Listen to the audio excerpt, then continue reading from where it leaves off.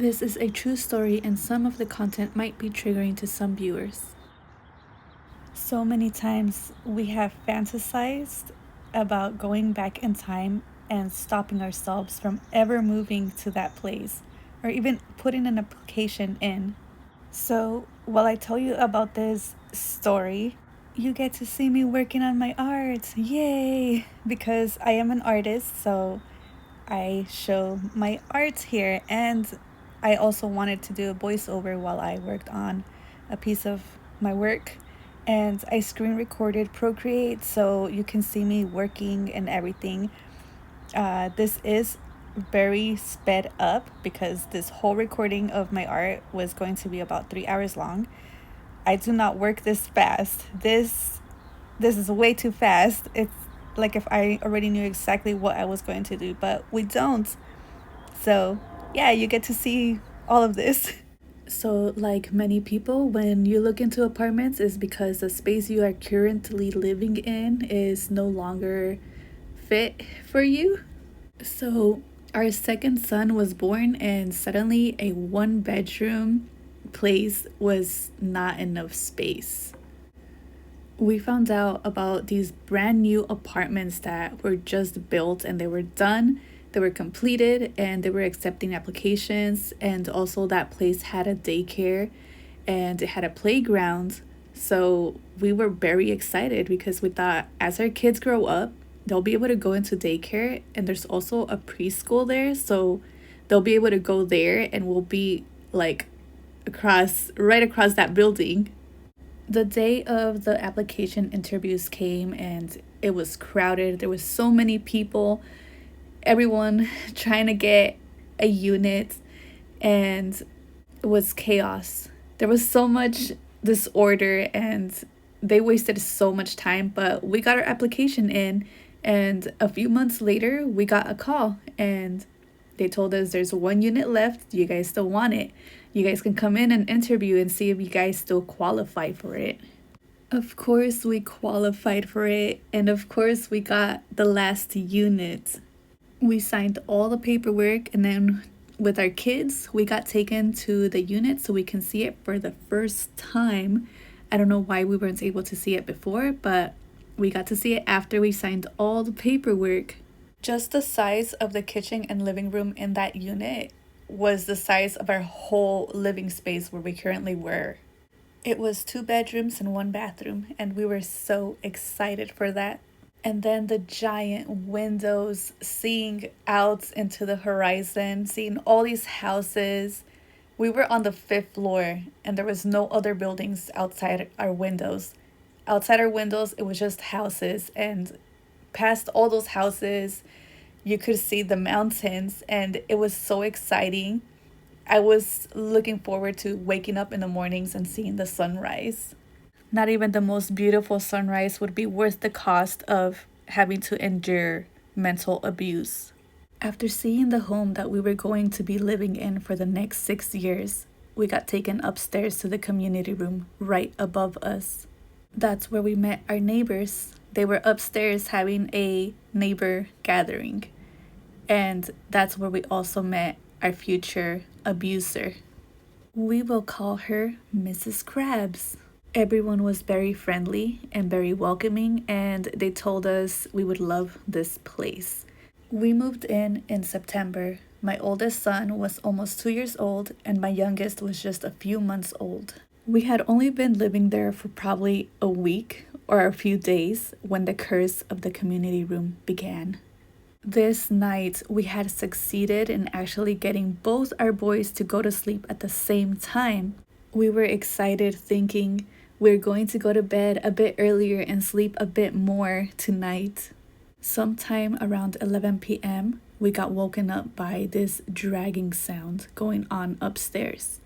We thought at first it was someone cleaning, but we quickly ruled that out because it was very late at night. And by the sound of that dragging going really fast, we thought that can't be someone mopping because there's also no footstep sounds. My husband went upstairs to check what was happening, and when he came back down, he told me it was people rollerblading up there. Not someone cleaning, not a ghost.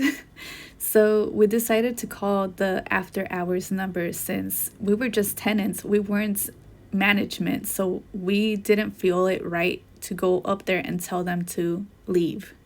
No one answered the phone. We called a few times and it would go to voicemail.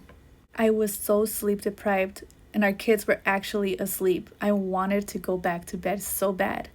So I decided I'll just go up there and ask them really nicely to please go rollerblade somewhere else because we live right downstairs and they're rollerblading right above our children's bedroom.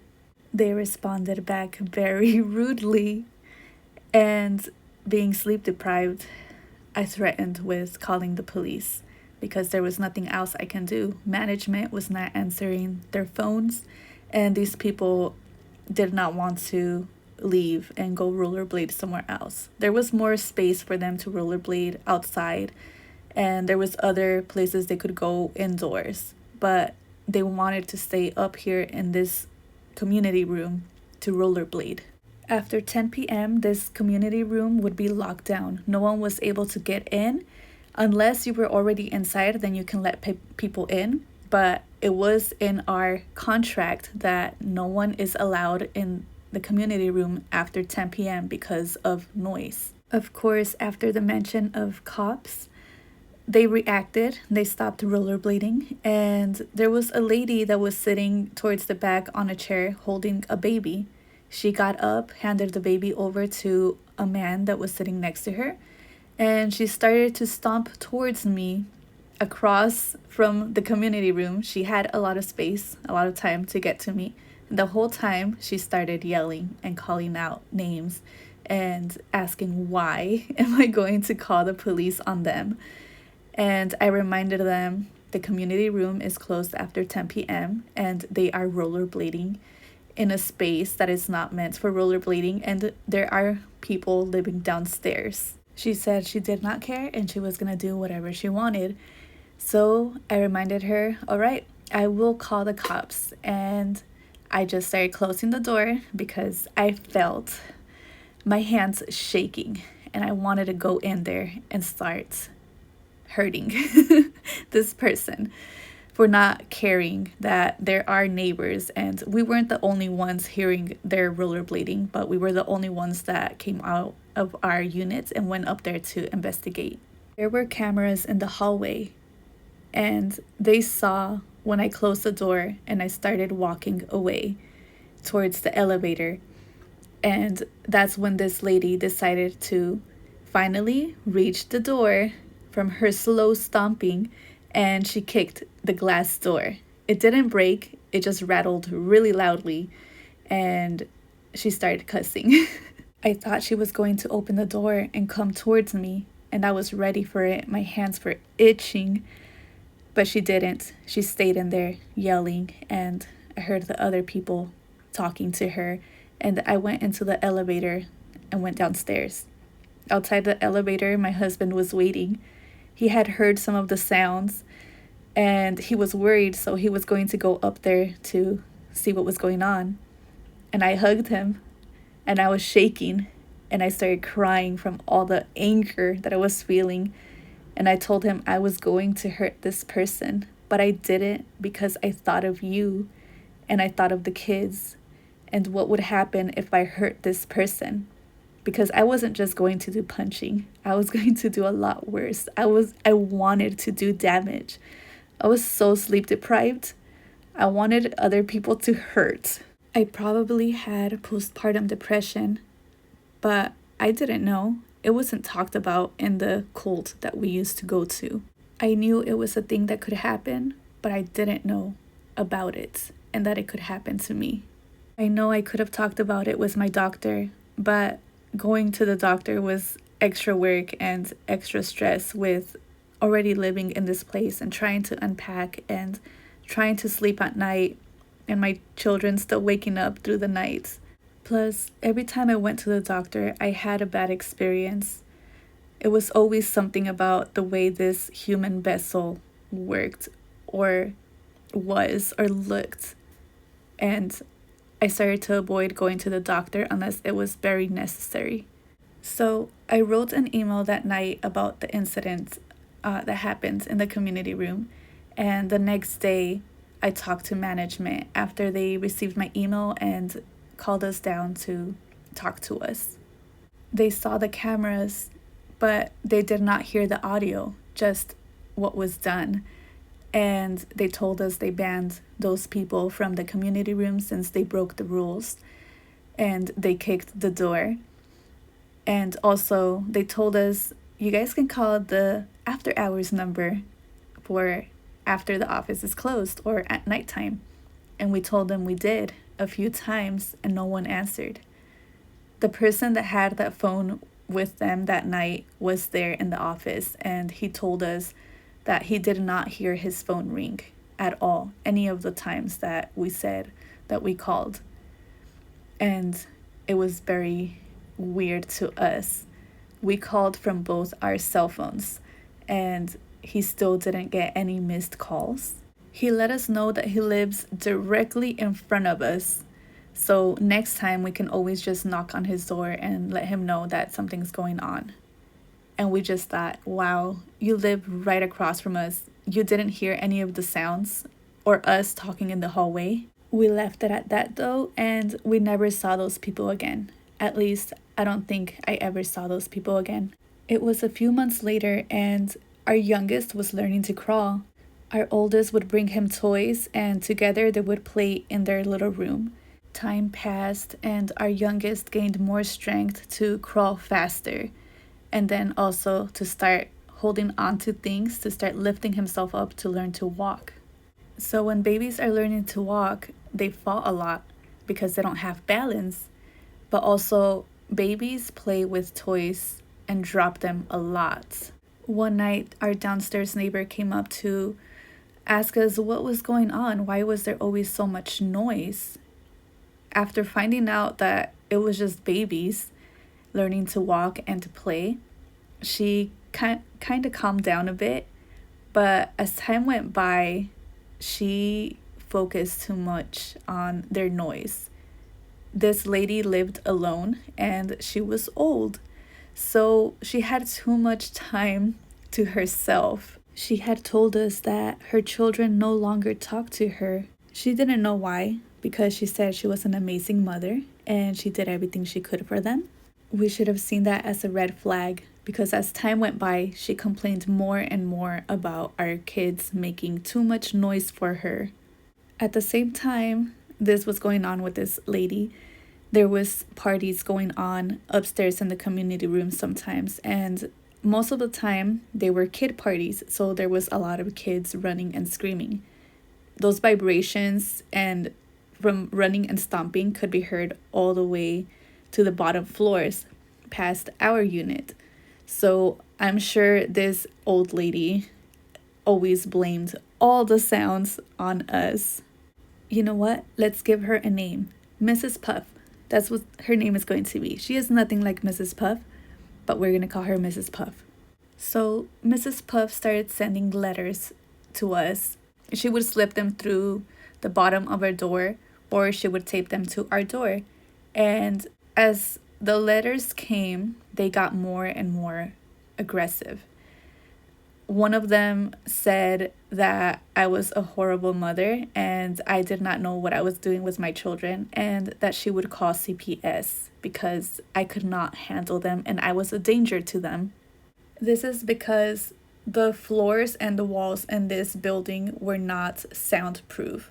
So all she heard through her ceiling was my kids playing, dropping toys, and they're crying when they would feel hungry or something made them upset. She started calling the office to complain in the mornings as soon as my children woke up. When my oldest got out of bed, as soon as he stepped down and started walking out to the kitchen to get me so that I can make him breakfast, she would call the office and tell them, I just woke up, I had a long night, and those boys are so loud, they make so much noise.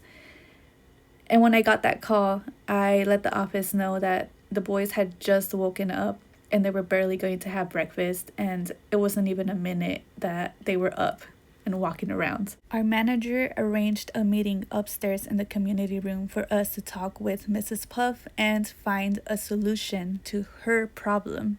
When we walked into the community room, our youngest saw the big space that he could go and explore.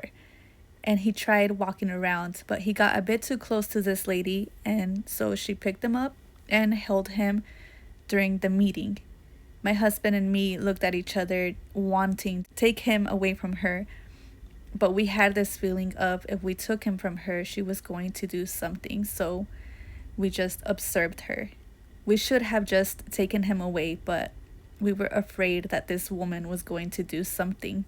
During the meeting, the solution our manager gave us was to switch units. So we would switch with her and she would come upstairs and live in the unit that we were in. But Mrs. Puff let us know that she was offered that unit when she was looking at the apartments, and she did not take it because the maintenance guy that lives across from us lived there before. He had the unit that we were living in, and he decided to move across from that unit because he hated the sounds from the community room. And we realized that's why this was the last unit available, because no one else wanted it. And this guy had advised Mrs. Puff to not take it because of the noise, and she did not want to switch with us. And so because no solution was found, we just decided, okay, we'll try to keep our kids from making more noise for her. She also told us to please forget the letter where she threatened to call CPS on us because she had drank too much wine and it was not her character to make threats like that. She left us alone for a bit, but that didn't stop other problems from happening in that place. Like in many apartments, parking is always a struggle. There was street parking, but the city required for us to pay some monthly thing or something, and we needed to get like a sticker to put on the car. But also, street parking was risky, and our car got broken into a few times and also stolen like 2 times. It's kind of tough talking about this place without saying the names of these buildings. The owners of the apartments had long ago bought this land where a school was, and that school was going to be destroyed or it was abandoned or something, but they bought it, and that school was no longer a school. It became a place where people can go and receive help with like taxes or food bank, and they had a lot of stuff like that. In between the 2 apartment buildings, there was a statue in memory of the person that had bought that school and did all these things for people. And walking past that statue, you could walk straight into the school. Behind the school was a parking lot, and there was reserved parking along the fence for the people that lived in the apartments. They also had a section of free parking, and we decided let's do that because our car kept getting broken into and then it was stolen, and we didn't have a car for a bit until it was found. The problem though with this free parking was the location that we chose was taken over during Christmas time by a whole bunch of Christmas trees that were sold there. So because we were struggling to have a parking spot along with other people, we decided we should just pay for the reserved parking spot so we can have our own reserved parking spot that we can always get home and park in. Well, that didn't matter that it was reserved during Christmas time because the people that went in to buy Christmas trees still parked in any parking spot that they could find. And sometimes they would buy a Christmas tree, put it on top of their car, and they would leave to go across the street to the stores or to the restaurants that were in that area.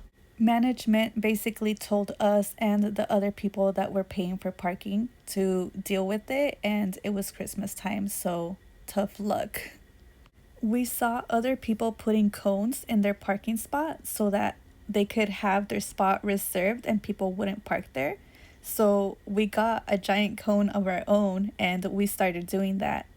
But that only worked for so long because people would show up, they would move the cone around or they would just run it over.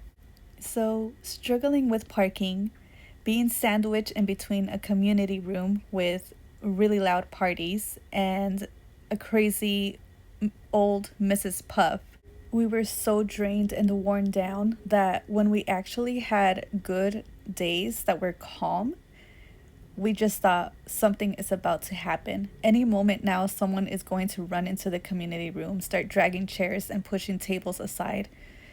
And maybe the downstairs neighbor is going to come up to our door and start pushing letters under the door again or knocking to tell us to quiet down. There was a Saturday where there were no parties going on upstairs in the community room and everything was calm in the hallway. Our neighbors all were having a peaceful Saturday and it was really weird to us, but we took advantage of it. Our kids were calm, they played in their room, and they ended up taking a nap. So we put them into their beds, and my husband and me decided we're gonna take a nap too. We have not taken a nap during the day in a long time. We woke up sometime during the evening and we decided, you know what? Let's go to the park. It was a nice day. The children went to sleep, and what better way to get them to use all their energy in time for them to go to bed than to go to the park? We got dressed. I got things ready in my bag for in case the kids got hungry at the park, and we stepped out of the door.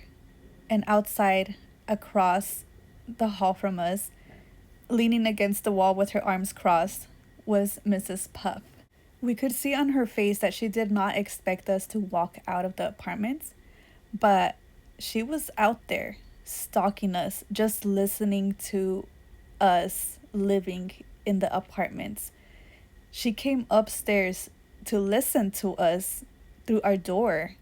Our smiles went away. That happy feeling of having had a great day was gone. We had let our guard down. We forgot that after having such a great day, something bad could always happen. Mrs. Puff started ranting something about how we don't listen to her anymore and we don't read her letters. That's when I noticed there was a letter taped to our door. She attacked us again in that letter, saying the same thing that she has always said, how we are horrible people and we do not care about her well-being. The letter ended with her saying that she was taking us to court. I snapped. I yelled at her to leave us alone. My kids started crying because they heard me yelling at this person, and we weren't moving past our door to get to the elevator to leave. So they were getting frustrated. Mrs. Puff, seeing that our boys were crying, started saying that I was the reason they were crying because I started yelling. I wanted to hurt her. She was looking at us with that half smile. That smile that said, finally, you snapped. Finally, I broke you. She stopped smiling though when one of our neighbors came up the elevator, and seeing that there was someone new and there was an audience, she started breaking out in crocodile tears. I yelled at Mrs. Puff again and told her to leave us alone and to go away. Our neighbor stood in between us and told Mrs. Puff to please leave and go back to her unit. Mrs. Puff started crying out, I am the victim, not them. They are the ones hurting me. They are the ones that want to fight me. They are the ones affecting my mental health. Our neighbor still guided her towards the elevator and made her get in. Once Mrs. Puff was gone, our neighbor came to us and seeing me, she told me, breathe, relax. Your face is white. Your skin is very pale. You need to breathe. Go into your home and drink something. This neighbor also said she would talk to management about what she saw. Our neighbor also told us that Mrs. Puff had been harassing other neighbors on her same floor, the fourth floor. She said she knew this person was trouble, and she did not believe a single crocodile tear on her face. We still went to the park. We needed to get out of there and process what had just happened. We didn't go straight to court. We went to a thing called pre-mediation, and we tried to solve or find a solution for this neighbor. Guess what solution they had for us? The same thing that was offered to us by our manager years ago. This time, though, Mrs. Puff was more than happy to switch units with us. She said that would be the solution to all her problems. I said, no, I am not doing that. I do not want to live in a home where such a toxic person lived. I do not want to have my children growing up there in such a toxic environment. Of course, Mrs. Puff was shocked. I let out so much and I said everything that I had held back. I told her she was the reason why I stopped believing in good, that there was no good that can happen without consequences, because every time we had a happy moment, she was there to ruin it. The only solution for her would have been for us to tie up our children on chairs and keep them restricted to their beds so they wouldn't touch the floor. We had tried so many ways to try and make things work out for us with her. No matter what we did, it was never enough. We got those giant colorful foam pieces that were like a puzzle, and we put carpets or rugs over that to help buffer the sounds of our boys in their room. But that was not enough for her. We got rid of so many toys. We donated so many toys that our boys would play with. We changed so much for this stranger, and I had enough. They wanted us to continue talking, to continue communicating, to try to work things out. I told them that was enough. I did not want any more contact with Mrs. Puff. I told her I did not want her to talk to us ever again. Not to my husband, not to my children. If we happened to walk into the elevator at the time that she was in there, we would not talk to her, and we would not turn to look at her. And we expected the same of her. We couldn't get a restraining order on her because the only way to enter the building is through those elevators or the stairs. So running into each other was unavoidable. She ended up dropping the case because I did not want to communicate, and I hope that my words got through to her. She was told that she could always reopen the case whenever she wanted. So we still had that worry of her suddenly deciding to start attacking us again. And so we were still stuck in between that sandwich of the community room and Mrs. Puff. She listened though. She stopped bothering us. Even when management changed, she never came back to bother us again. The community room, though, was still a problem. It stopped being used as a room where people could go and take a break and just hang out, and it got turned more into a playground. Fire alarms started going off more frequently at nighttime. It's that kind of alarm where there is a voice calling out and saying, "There has been a fire emergency reported in the building. Please evacuate immediately." There was only one time when there was a real fire, and that fire happened in the unit in the very bottom floor. The only staircases that led to the outside were right behind that unit. Luckily, every unit in the apartments had sprinklers, so the sprinklers in this unit went off. The rest of the times when the fire alarms would go off, it was because instead of opening their windows or turning on the fan above their stove, people would open their doors and the smoke would go into the hallway. Because of that, the fire alarms would go off everywhere. I still preferred fire alarms going off instead of hearing neighbors that were fighting in the hallways or other neighbors that were yelling and throwing things at each other. Now, about Mrs. Crab. She only had one daughter, Pearl. And just like Pearl in SpongeBob, she stomped. She was really loud, and she almost sounded like her. So she was turning 16, and I don't know how sweet 16's birthday parties are because I was raised in a cult and we didn't throw parties like that. Unless you were family of the leader, then you were allowed to get away with all of that.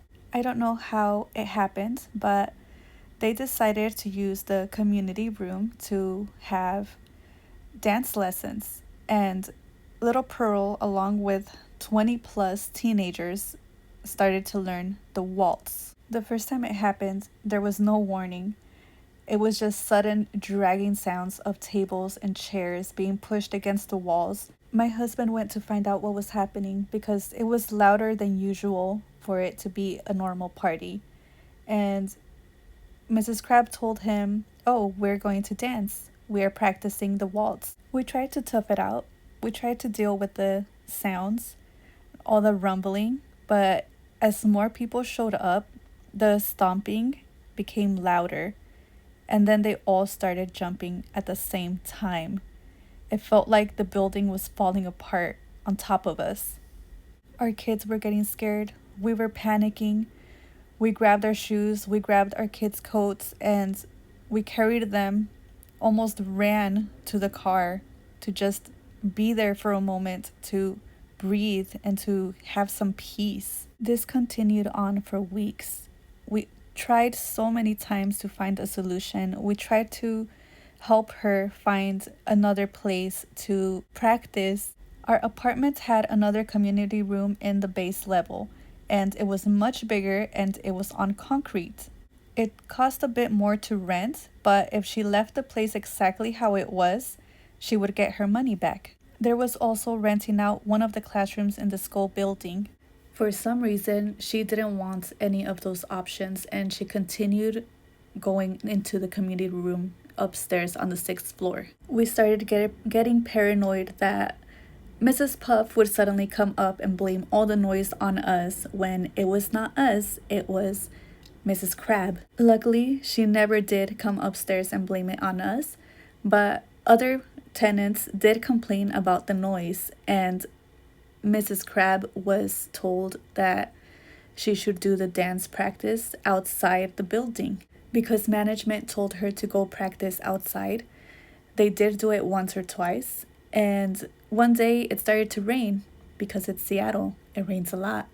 And because it was raining, she decided, I'm going to go upstairs to the community room. That's the only place that is available for us to dance. We were not expecting the sudden noise again to start up.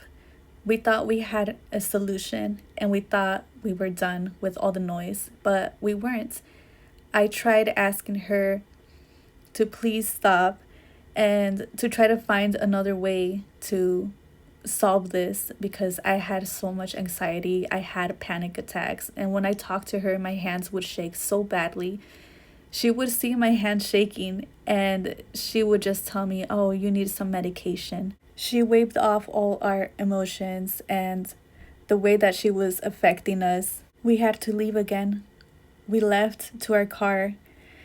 Every time we did leave, we would either go out to eat somewhere and try to take the most time that we could, or we would end up going to my mother-in-law's home and just hang out there until past 10 p.m. Eventually, Pearl's birthday passed and it was over, but COVID happened. The community room got locked down and no one was allowed at all into that room. Mrs. Crab didn't care. She still held gatherings up there, and so did other people. They kept breaking in, and also teenagers started vandalizing. There were long times where there wouldn't be anyone upstairs because they started having a security guard walking around. Other people had started complaining about the teenagers stealing packages and going around banging on people's doors. And then my youngest son got sick.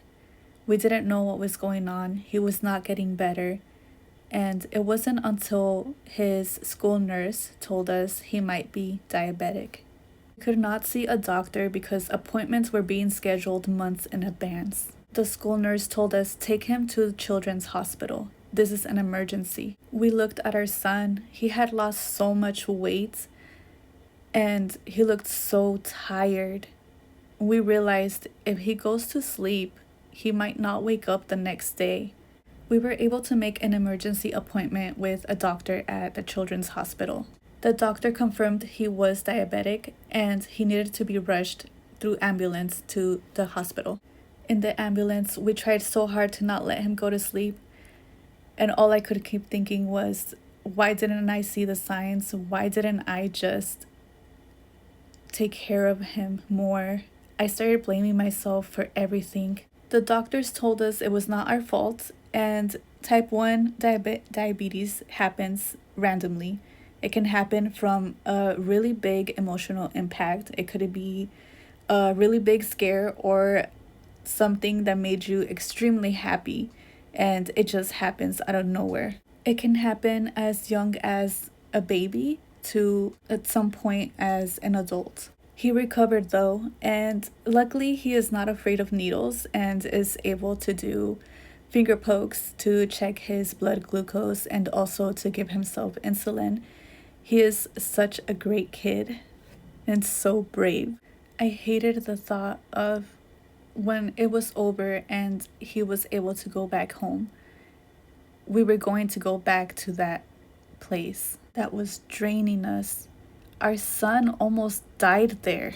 We were finally offered to move units to another one in the building across from us, but it was going to be a higher cost, and it was still in a spot where the past tenants had trouble with the coffee shop that was downstairs. Apparently, the owners of that coffee shop would throw parties at nighttime with really loud music, and they would not turn it off until really late into the night.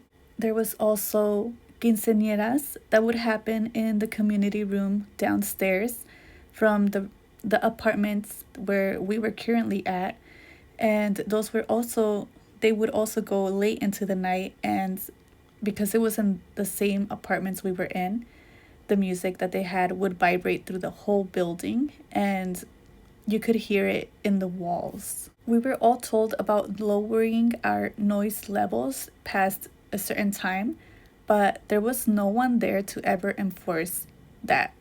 And also, whenever we called the after hours number, no one answered. We didn't end up getting the other unit because it was going to be a lot more expensive. Plus, we were already struggling with money, and I could not get a job where I could choose the hours. And then we were having to constantly go to the school to help with our son since he became diabetic. This is why I tried to start selling my art, because at least this way I could do something at my own time and have my own hours and still be able to take care of my kids. Thanks to everything that has happened though in these apartments, my mental health wasn't that great and I had so much anxiety. So I wasn't able to really connect with people to sell them my art. I didn't know how to make stories for my art, how to help people connect to a piece, because all that was in my head was, I am living in a horrible place where it could probably catch on fire because the lint in the dryers isn't being cleaned out. So there was so much buildup. Every time that I went to wash clothes, my clothes would smell like they were getting burned. So I thought someday this place is going to burn down. I also felt that someday someone was going to fall through the ceiling because all the running that was going on in the community room, and the way that the floors were, there was no insulation, nothing in between, just a whole bunch of pipe and a big gap.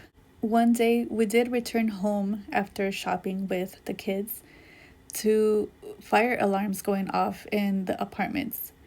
We were walking from the parking lot when we heard the alarms going off, and then we saw all the tenants from our apartments outside, and then we saw cop cars on the side of the street. We approached one of our neighbors that were really friendly, and we would bond over how much we hated everything that was going on. They told us it was teenagers in the community room, the ones that everyone had been warning management about. They had gotten into a fight in there with another kid that had just moved into the building, and they did something. Something was destroyed and the fire alarms went off. So many things that we warned management about were happening, and they were getting a lot worse. Management changed again, and this time we had an agreement with the manager. They would let us know ahead of time when there was going to be a birthday party or some gathering going on in the community room, so that then we could have plenty of time to get ready and leave for the day. Of course, they weren't that good at notifying us when it would happen, and so we would wake up in the morning sometimes very early and to the sound of people in the community room moving tables and dragging chairs. And we'd realize there's going to be a party, and they didn't let us know so we could be ready and leave for the day. If it happened during the week, I was mostly home alone, and I was able to put headphones on or try to distract myself. But also, being the weekday, it wouldn't be kid parties, and so they would be a bit more calm and have normal walking sounds. If the parties took place during the weekend, we would have to figure out where we would spend the whole day. Usually that meant that we would be at my mother-in-law's place, but because they were still in the cult, or they still are in the cult, we could not be at their home for too long because they would end up going to church, and it was awkward just being in her home without them there. Sometimes we would go to the park, but even still, the park during the weekends is busy and there are a lot of people. And going through what we were going through, being in a group of people was not good for us, and it would trigger us a lot more. And we were just very aware of everything. At least I was a lot more aware of people and what they were doing, and just watching over my kids in case someone came up to them to start talking to them about anything. I was just very aware of if someone was trying to hurt us, I was not going to let them, and I was ready to start arguments at any moment. Now, a little bit of maintenance people drama. Just like how we had different managers throughout the years, we also had different maintenance people. And just like in many apartments, things break. But at least in our unit, it was mostly ever inspected. So when something did break, we either got instructed on how to fix it or didn't hear back at all. Like one time, a pipe under the sink that I now know is called a P-trap came loose, and there was water all over the place. I was home alone. I didn't know how to fix it, so the best thing I could do was go directly to the office and tell them, hey, emergency, there's water all over the place. A pipe just came loose under the sink. The maintenance guy was there in his office, and he heard me talking to the person at the front desk. The door to his office was open, so he kind of just peeked his head out without getting up from his chair and told me, this is what you're going to do. You're going to grab the pipe, push it back up, and then turn this one thing. I thought, if it's so easy, why can't he just quickly come up and fix it? Because I could end up making it worse, and they could end up charging us money. I was a bundle of nerves, so I didn't try to even convince him to go and fix it himself. So I just went back upstairs and I did the thing. I fixed it. It was so easy. But why couldn't he just go and do his job? Sometime later, while we were cooking, the countertop broke. We didn't know how it broke because it's a countertop, but it broke. A lot of things in this place were made really cheap and not fixed. There was a cabinet door that was not installed properly, and it was hanging, and we fixed it ourselves because they never came in to fix it. There was also cracks on the walls from the building settling, and they came in to inspect the building for that, but they never came back to fix it. We let management know that the countertop had broken, and they told us they would let us know when they had someone to come in to fix it. It was probably months to a year or two when someone finally came in to look at the countertop. But they didn't tell us that there was going to be someone coming in to look at it. No text, no email, no letter on our door to let us know that maintenance was going to come into our unit. So when I came out the shower that day, I went straight to my room to get dressed, And as soon as I closed the door to my bedroom, there was a knock on the front door. And I heard a voice calling out maintenance. I did not answer because I was in the room trying to get dressed. And so they knocked again and called out again. And because I did not answer, they came in. I obviously got scared and worried that someone was coming in to the unit to do something to me because I was so paranoid from everything happening. So I just peeked out the bedroom door and I told them, "Hey, I am here. What is going on?" And they said, "Oh, maintenance, and we're just here to look at the countertop and measure it." They saw I was obviously not prepared for them to be there, so they asked me, "Didn't the office let you know? Did you get any emails, any messages, anything?" And I told them no, no notifications, nothing, and I was not prepared for them. It was two guys, the maintenance guy and an older man with him, and they both looked kind of awkward just watching me.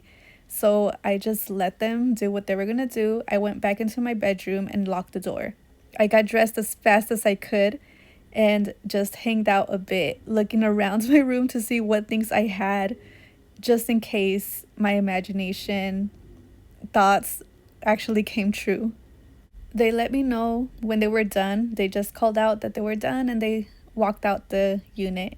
I peeked out the door to make sure they were gone, went to the front door, locked it, and I started going through the bathroom and checking the tub, making sure no one was in the bathroom, checking the closet, the outside closet, and checking my kid's bedroom to make sure no one was there, and also check the closet.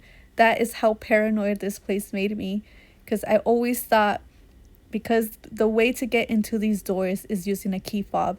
So I always had the thought of someone could hack this and sneak into our home, and who knows what they would do. We don't know why the last two management people were let go or fired or quit, but we do know about the last management person that we knew of before we moved. At first, this lady was all over the place, taking care of so many things, even coming in and helping with changing the battery on the fire alarm. It had started beeping while my husband was at work, and it was driving me crazy. So I told the office, "Hey, is there any way you guys can help me change this?" Because the ceilings were very high. They were about 8 feet high, and I really wanted to get rid of that sound. So they sent over this lady and she did it, and she was so proud of herself for doing that. And I was very grateful to her because she got rid of the beeping sounds. Because of this and how I had seen her working in the building, I thought this is going to be the maintenance person that they keep because she is on top of everything. At some point, though, she started being sneaky and secretive and just acting very weird. She would actually answer the phone for the after hours number, but she would never come out of her unit. And when we would call again to let her know, "Hey, there's still noise going on upstairs," she would lie and say that she did go up there and there was no one in there. Other tenants had seen some things and they talked to the office about it. We had no idea what she was doing in the background. But the office came to us, and since we lived right across from her door, they told us, "Hey, can you guys keep an eye on her and let us know if this man with this appearance is going into her place?" We thought, that's weird. Why are they checking on her that way when she has a life of her own? But it turns out that that man was living in a unit in the building across from us, but he was living with her in her unit and renting out his unit to other people, like an Airbnb. We didn't know what was happening in the building across from us since we do not have access to the other apartments, but it sounded like the other tenants complained a lot about strangers and many different people going into a specific unit, and they decided to investigate, and that is what they found out. Of course, after she was fired, there was other maintenance people, but those people were around already a long time. But those guys were working in the same apartments and also the school building, so they were going back and forth, and they were kind of all over the place too. So after the whole thing with the teenagers happened in the community room, there was a security guard walking around all times, and we were told to let the office know whenever we heard sounds upstairs.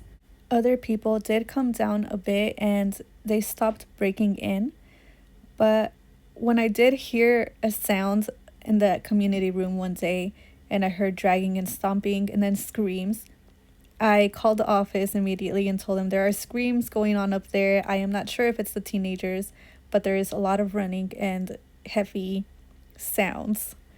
They told us that the owner of the building was in. At least we think he was the owner of the building. And he was the one that was going to go upstairs and investigate the sound. So I told my husband, who had just gotten home, go upstairs quickly.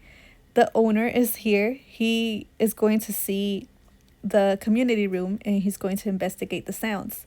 So my husband went upstairs and had a talk with him and told him, like, hey, this is what's going on. He told him we are the tenants, one of the tenants living right below the community room, and we are so traumatized by the sounds coming from this space, especially that time when they were doing the waltz. And while this man was listening to my husband, and he was just looking around, he was observing everything. And before my husband could finish talking to him, instead of trying to work with us and find a solution, he just said, we need to open up this space again. We wanted to find a solution to the sounds of people running and stomping in the community room, because the walking sounds are normal. Those are normal apartment sounds, people living, just walking around. But when it becomes a playground, those are not normal sounds. They are not comfortable for people to live in. And this man did not care.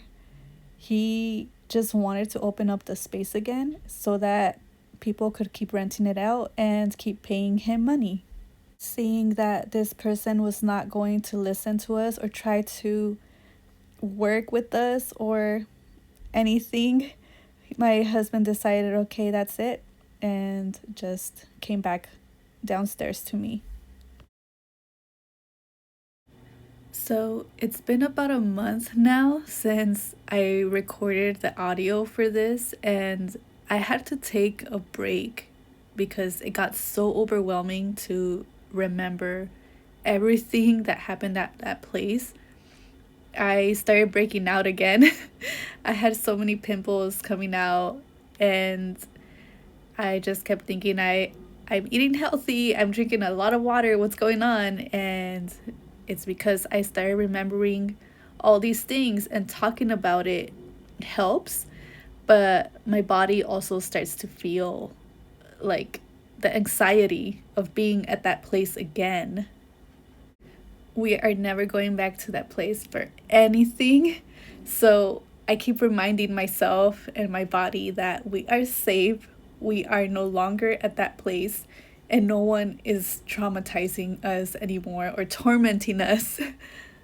We were very lucky that my mother-in-law was renovating a house, and the space where we used to live when we first got married, when my husband and me first got married, was available again. So we decided, you know what, it's gonna be a lot more crowded. We have 2 boys and they are growing up. They need a lot more space than what they did when they were babies and we first moved out of that place.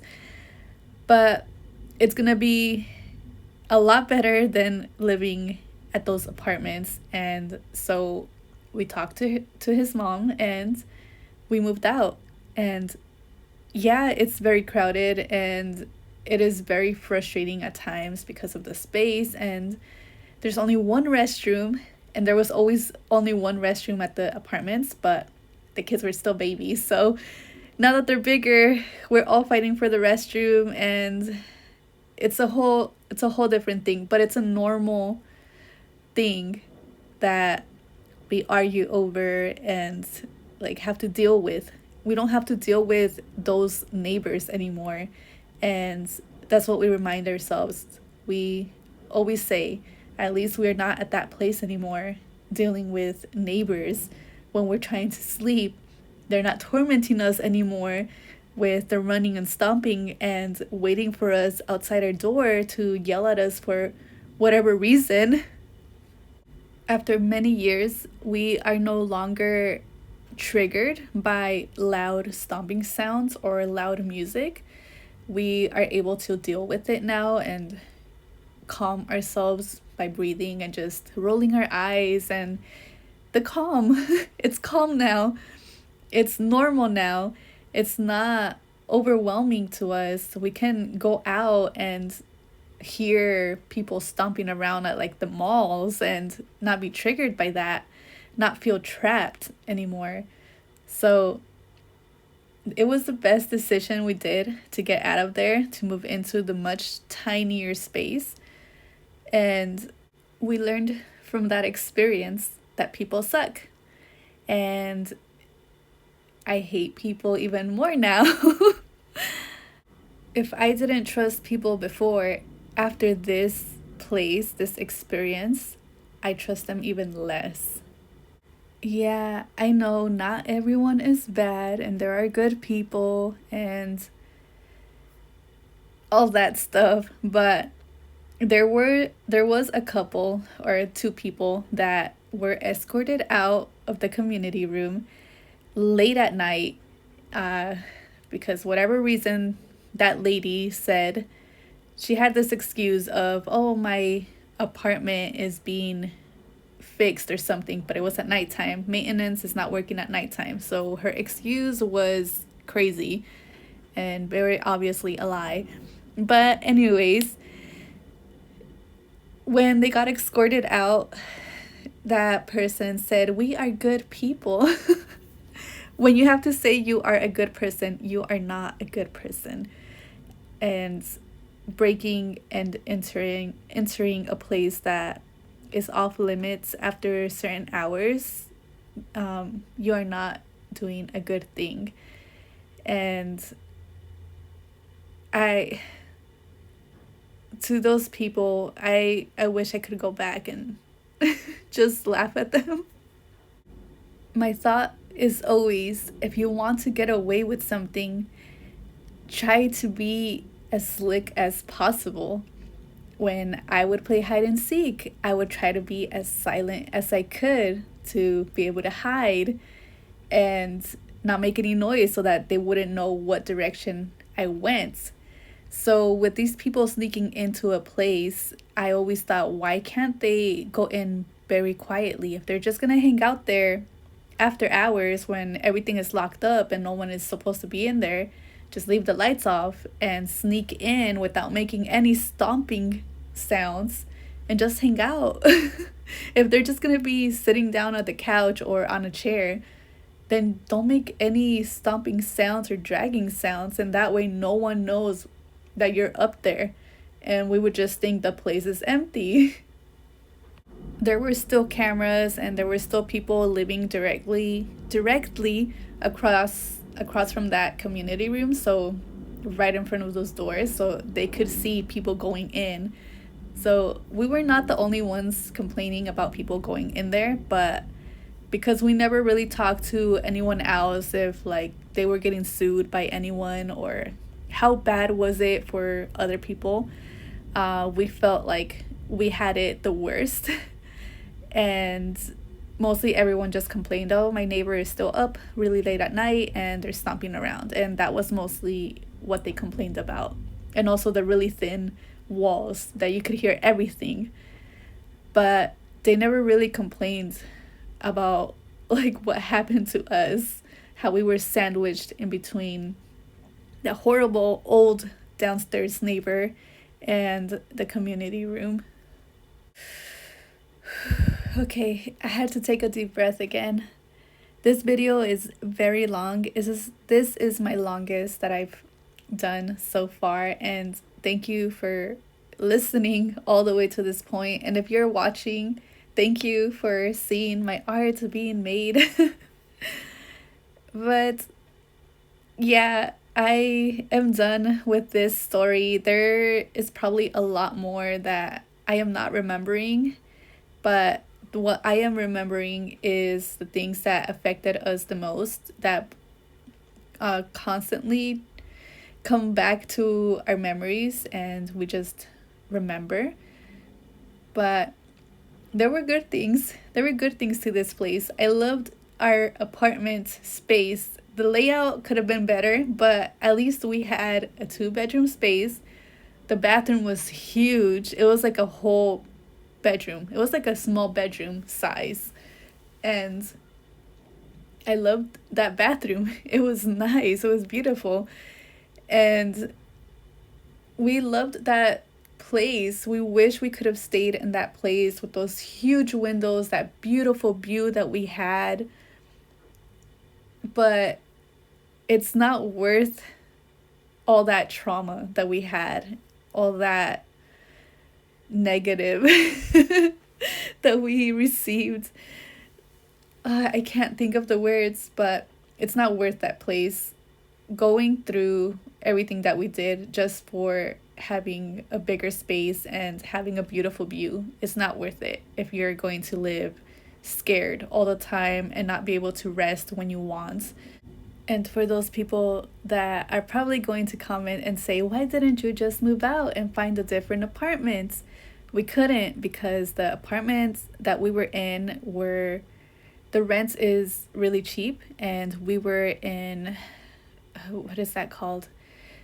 Those homes where the rent is like a lot cheaper because like the area or the people, I forget what it's called, but our rent was like around 1,000, not even 1,200. It was less than that.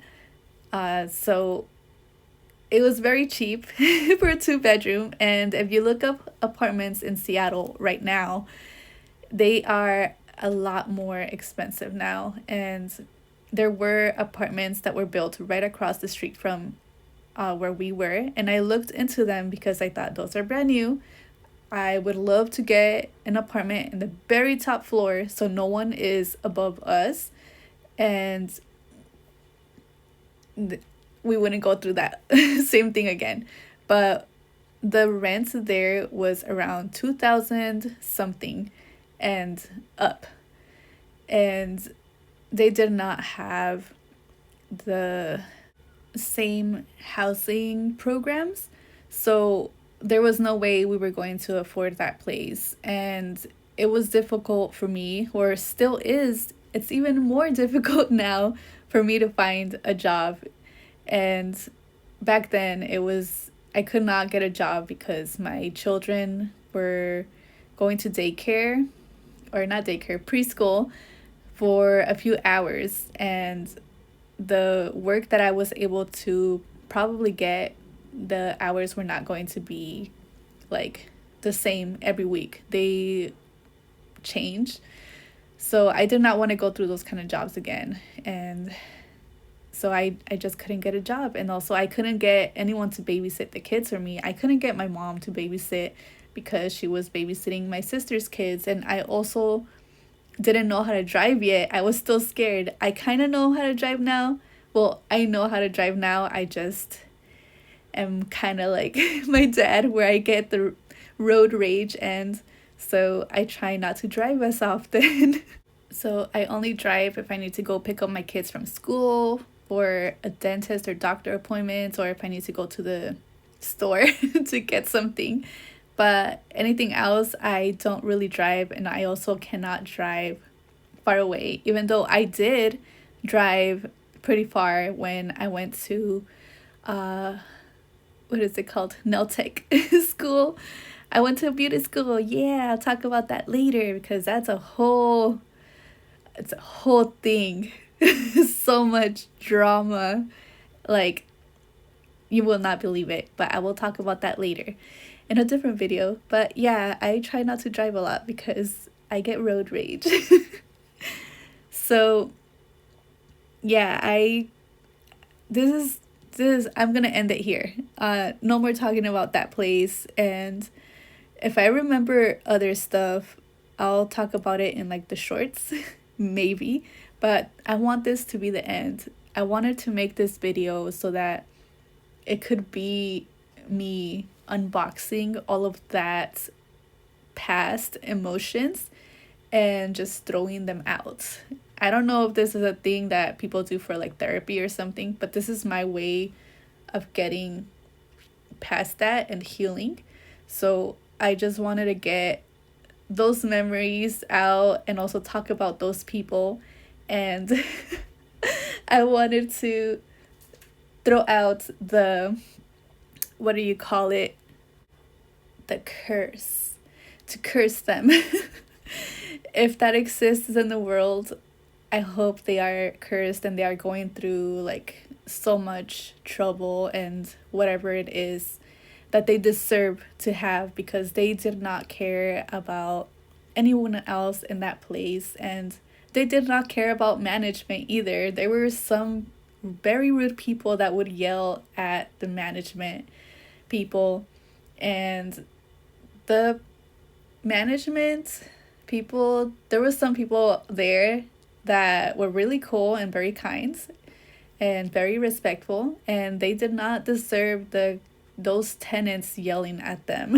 They always went and tried their best to solve problems until they changed like managers and maintenance people. Those ones were the the ones that had more trouble. But yeah, I hope that those people that caused us all this mental trauma, I hope they're going through a lot worse than what they did to us. And I don't care if you say, no, you should not wish harm on others. And no, I am way past all of that. No more being nice. I'm not in the cult anymore. I don't I don't fear the same way that I used to for this. People are going to be mad for this imaginary god. I don't have the same views anymore. I will talk about that in a different video too.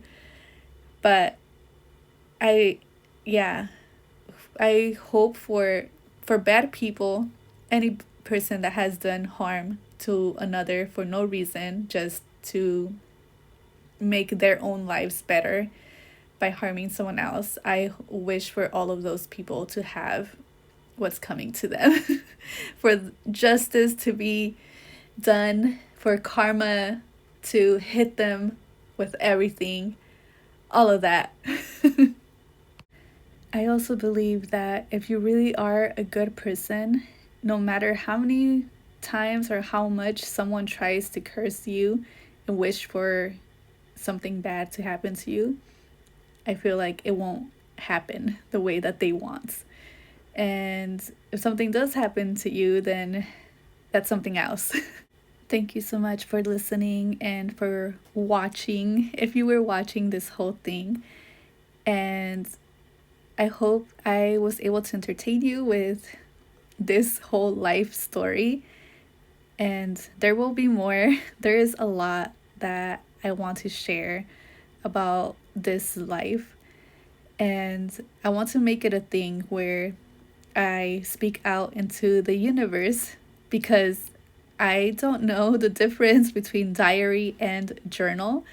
I looked it up, but I ended up being more confused, so I'm just gonna write into the universe.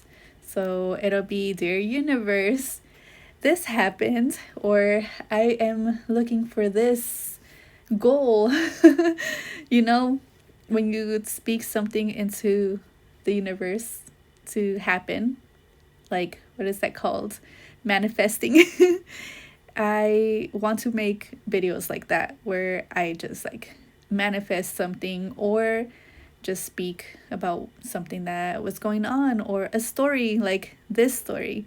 That's what I want to do, and that's what I am trying to aim for my channel to turn to, since I am no longer doing art conventions or anime conventions. That's what it is.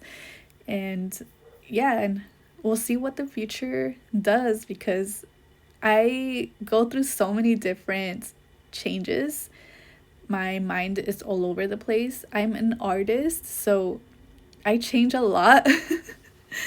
My art changes a lot. My style changes. The way that I want to create a certain piece can change. Like this one, this is a different style from what I used to do before.